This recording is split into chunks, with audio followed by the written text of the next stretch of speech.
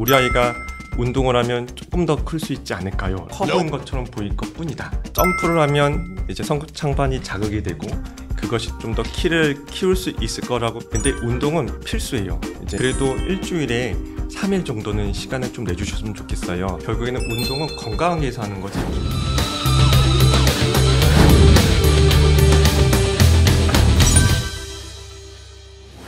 시청자 여러분 안녕하십니까. 건강정보를 팩트로 바로잡는 헬스팩트입니다. 저는 사회를 맡은 뉴스핌 조준경 기자입니다. 오늘은 키탑 소아청소년과 위원을 운영하고 계시는 윤종서 원장님 지금 스튜디오에 나와 계십니다. 아이 키성장 관련해가지고 뭐 오해와 편견 중에 운동하면 키가 큰다 이런 거 있는데 그거에 대해서 어떤 편견을 좀 깨주신다고 들었거든요. 좀 설명 좀 해주세요. 진료실에서 이제 많은 부모님들께서 이제 항상 여쭤보는 질문 중에 하나가 우리 아이가 운동을 하면 조금 더 클 수 있지 않을까요? 라는 질문들을 많이 하시긴 합니다. 그럴 때마다 제가 항상 고민이 되는 게 운동을 하면 더 키가 클 수 있을 것이다 라고 이제 듣고 싶은 건데 실제로 그렇지는 않거든요. 과학은 여태까지 그렇게 운동이 키가 더 키워줄 수 있다고 말한 적은 없기는 합니다. 그런데 이제 보통 어려서 제가 알기로는 뭐 수영이라든가 아니면 성장판 자극 운동 있잖아요. 줄넘기, 뭐 농구, 배구 그런 거에 대해서는 성장판을 이렇게 자극해야지 이제 열린다라고 하는데 그런 거에 대해서는 과학이 뭐라고 얘기를 하고 있나요? 그래서 이제 그런 말이 생긴 그 배경을 좀 살펴봐야 되는데요. 실제로 성장판을 자극한다, 즉 기계적인 자극을 줬을 때 성장판 세포들이 잘 분열한다는 그런 연구들이 있어요. 물론 사람 연구는 아닙니다. 아이들에게 운동을 시키고 그 다음에 아이들의 성장판을 잘라서 연구를 할 수 없으니까 보통 이런 연구들은 다 생쥐, 뭐 이제 닭,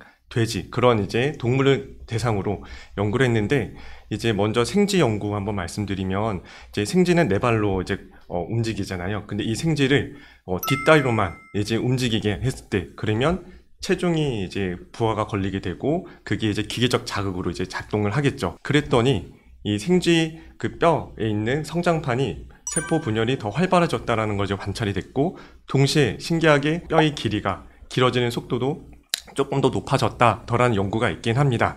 근데 이제 중요한 거는 여기서 끝나는 게 아니라 그럼에도 불구하고 결국에는 뼈의 길이는 똑같았다.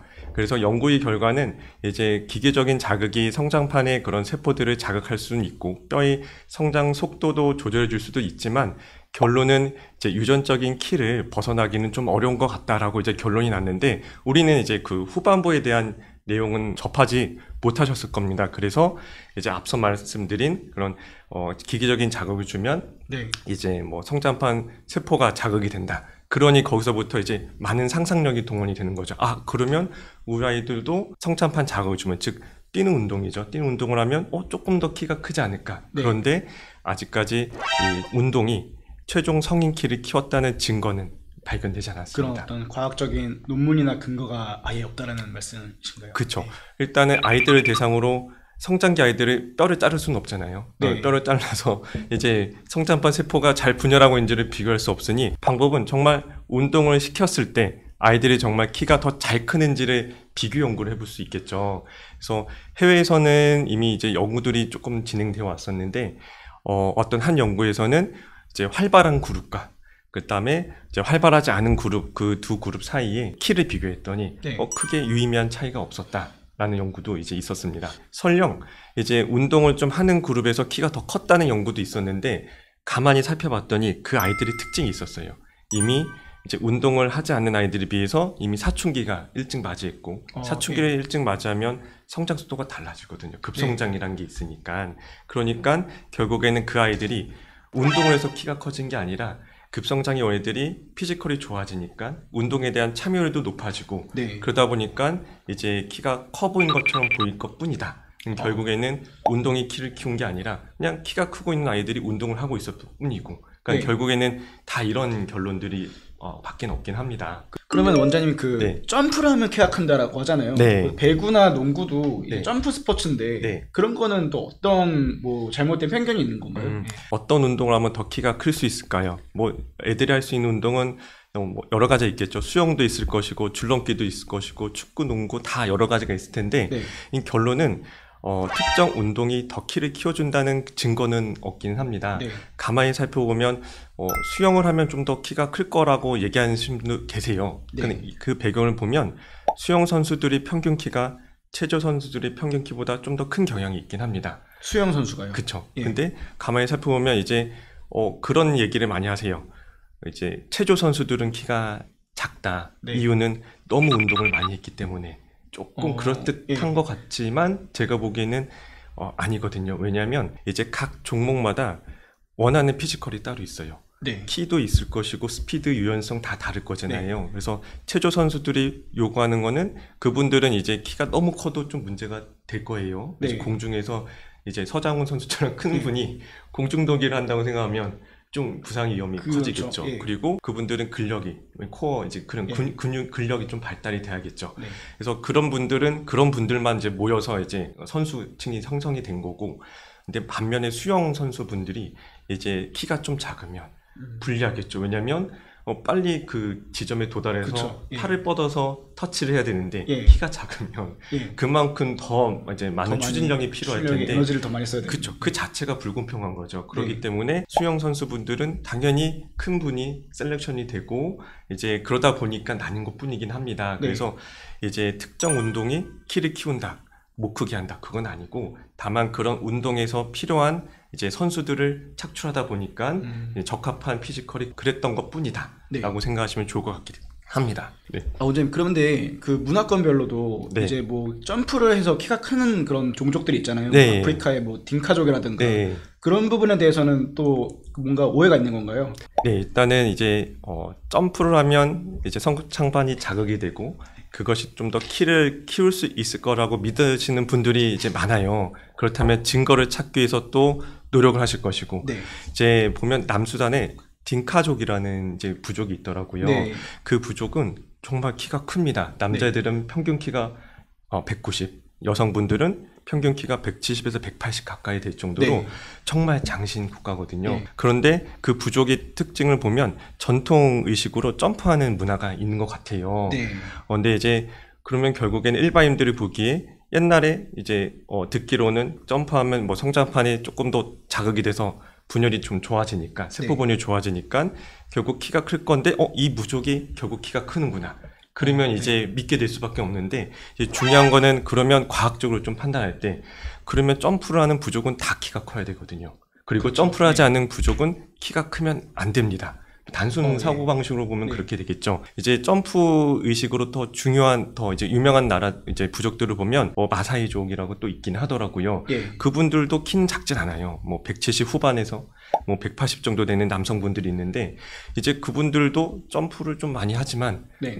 근데 이제 딩카족 부족 분들에 비해서는 좀 키가 작잖아요. 뭐 그럴 수 있다고 쳐도 이제 유럽에서 장신 국가 네덜란드가 있거든요. 그렇죠. 네덜란드 사람들. 예, 그렇죠. 그렇죠. 그분들은 남성분들은 180 중반도 되고 여성분들은 170도 이제 될 수도 있는 그런 장신 국가인데, 그분들이 점프를 한다는 얘기는 저는 잘 듣지는 못했습니다. 아예 점프하고 춤추는 문화 자체가 그쵸. 없는 거죠. 그냥 그분들은 그런 풍습이 있었을 뿐이에요. 네. 다만 이제 우리가 확증 편향이라고 하죠. 이렇게 믿고 싶은 것을 이제 보고 싶은 대로 이제 보는 게 또 있기는 합니다. 결국에는 이제 그분들은 단순한 그냥 전통 의식을 했을 것뿐인데, 외부 사람들을 보기에 단지 키가 크고 점프를 했기 때문에 이제 뭔가 그런 매칭을 시키는 그런 이제 오류가 좀 있기는 하더라고요. 네. 그래서 결국에는 안타깝게도 일단은 이제 점프랑 키랑은 전혀 관련이 없긴 합니다. 그럼 원장님, 네. 이 운동은 그럼 아무 상관이 없는 건가요? 키 성장이랑? 그래서 또 그렇게 또 생각을 할 수도 있을 것 같아요. 제가 너무나 이게 부정적으로만 이제 얘기 드린 것 같은데,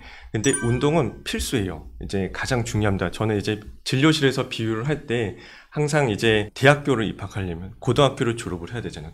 고등학교를 졸업하려면 우리가 개근을 해야 되긴 합니다. 예.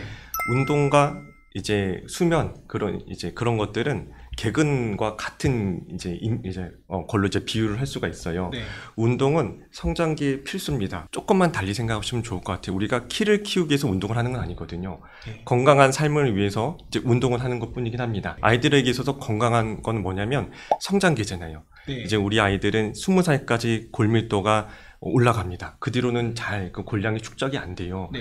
이제 운동을 하면 골밀도가 증가된다는 건 이견이 없어요. 예를 들면 이제 사춘기 여자아이들을 대상으로 일주일에 3번, 3일, 그 다음 10분 정도만 점프 운동을 시켰더니 대퇴골의 골밀도가 증가했다는 연구들도 있고요. 예. 그리고 또 중요한 거는 운동을 해야지 근력이 좋아집니다. 근육도 만들어지고 운동을 하지 또 체지방이 또 줄 수가 있겠죠. 더 중요한 건 운동을 해야지 이제 잘 때, 이제 수면할 때 푹 잘 수가 그렇죠. 푹 잘 수가 있죠. 그래야지 다음날 또 최상의 퍼포먼스를 또 이제 우리가 이제 발휘할 수 있고, 결국에는 운동은 건강하기 위해서 하는 거지 키를 키우기 위해서 하는 거 아니에요. 핵심은 뭐냐면 저는 체지방을 꼽긴 합니다.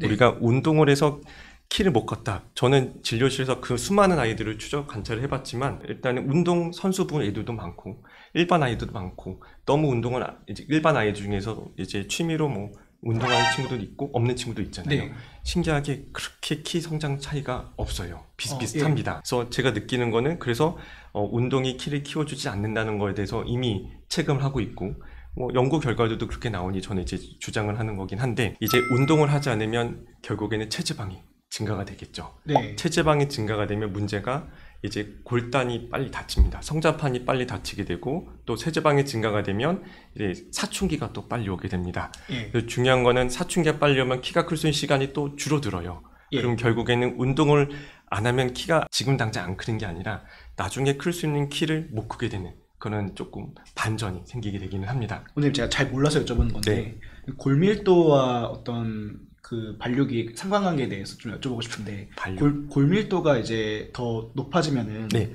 이 뼈가 더 단단해져서 확장을 한다는 뜻인가요?